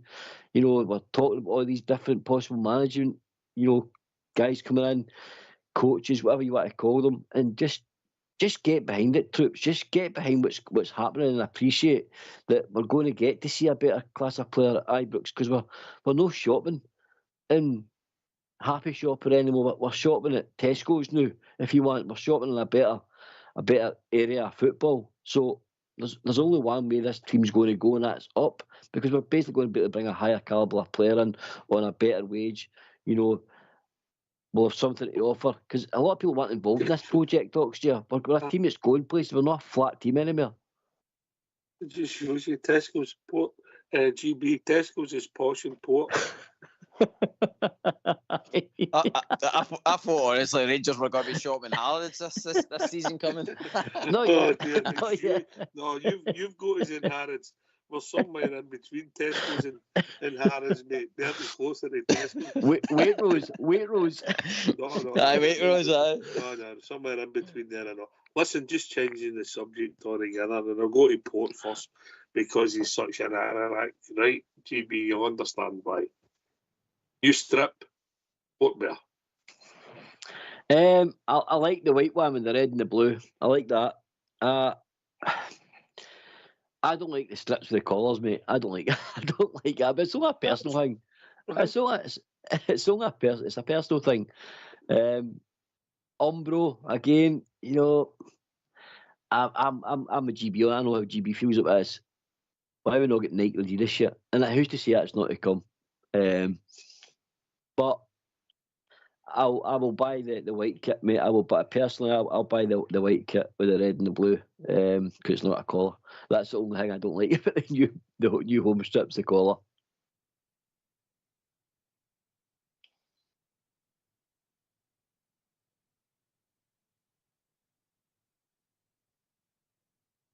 GB, what's your opinion on a new tap, mate?